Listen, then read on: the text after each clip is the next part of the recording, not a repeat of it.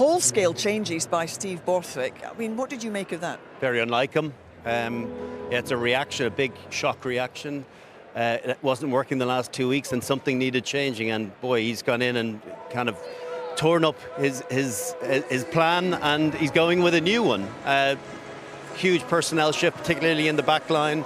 But if you're honest, this is the first time that most of us as neutrals think that Italy have a proper chance to beat England in the Six Nations. And it's brilliant for the competition. It's not great if you're English, but it's brilliant for the competition that we have a resurgent Italy. We've waited a long time for them, but now this doesn't feel like it's going to be a fleeting moment. It feels like they've developed their attack game, but more importantly, their defensive game has tightened up significantly. And I tell you what, they will fire shots at England and they will be miserly in defence, and it's going to take a good English performance over there to beat them. So it's going to be captivating viewing tomorrow afternoon. And it is difficult to know what to expect from England, given we haven't seen this team play before, but we do know what to expect from Italy. They have been ripping it up this championship. But what kind of performance are they going to have to put in if they are going to get their first ever win against England?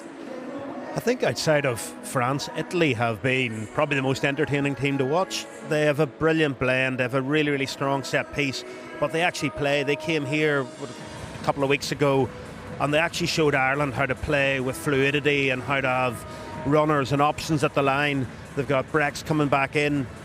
I think there's going to be that moment where you would imagine it's going to be a really tight game, and then in the last quarter, do they deep down have the belief that they can make that step across the line and beat England? That's going to be the big question mark for me. Is there's no doubt they have enough rugby in them to get themselves in this game and to go on and win it, but that belief.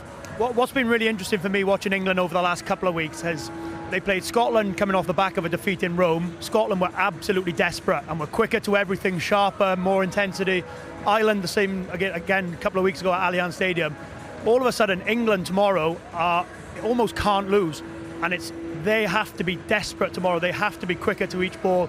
So it's almost like the games against Scotland and Ireland have flipped on its head, and England have to be that desperate team, have to be the team that can't lose tomorrow. So it adds more pressure, but it's a great young team to go out there and almost throw the shackles off and go and perform.